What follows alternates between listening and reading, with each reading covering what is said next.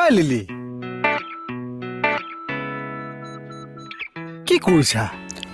এই ইয়াৰ ভৰিখন অকমান চাফা কৰি দিওঁ। এই খালী হাতে বোলে ভৰি চাফা কৰে, হাতত গ্লোভছ এযোৰ পিন্ধি লোৱা নাই কিয়? তই আনি দে আকৌ।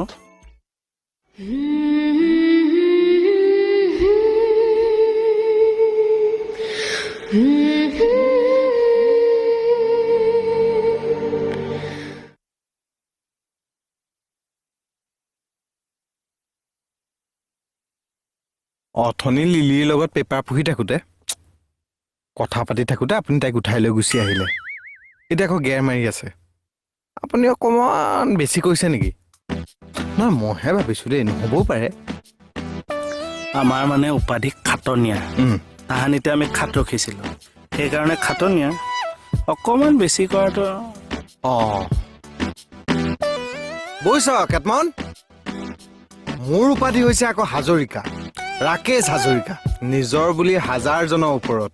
আৰু মোৰ মোৰ দুপাধি। তোৰ দুপাধিটো ভাবিব লাগিব ৰ। মোহন এঠেঙে ৰাখি থ। মোহন এঠেঙীয়া। মগটো দিয়াচোন। দিছোঁ ৰ'বা।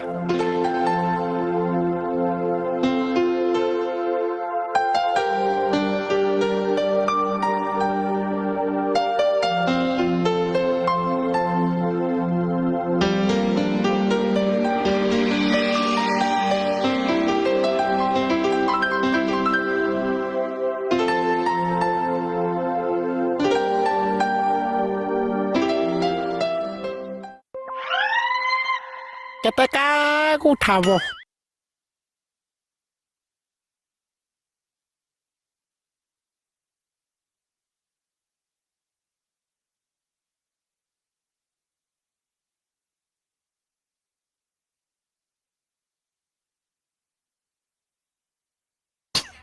কালি গা ধুব লাগিব দেই। আজি ধুলোতো। নাই কালি আকৌ ধুব লাগিব।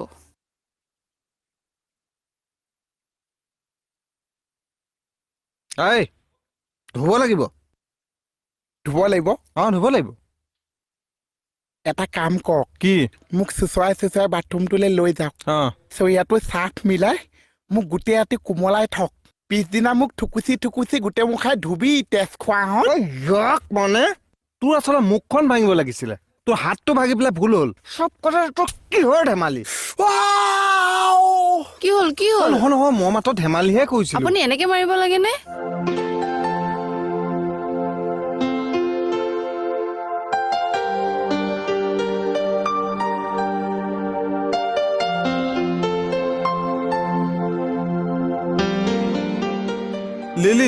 লিলি শুনা না তুমি। এনে লাগি যায় নে লগাই দিয়ে? কি? দুইখন হাত।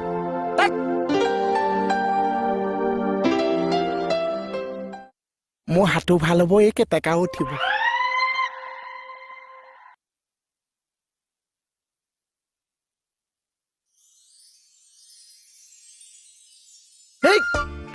লিলি তুমি এইবিলাক কিয় দাঙিব লাগে? মই থাকোঁতে মই আছো না, মোক ক'বা। পাৰিম নহয়।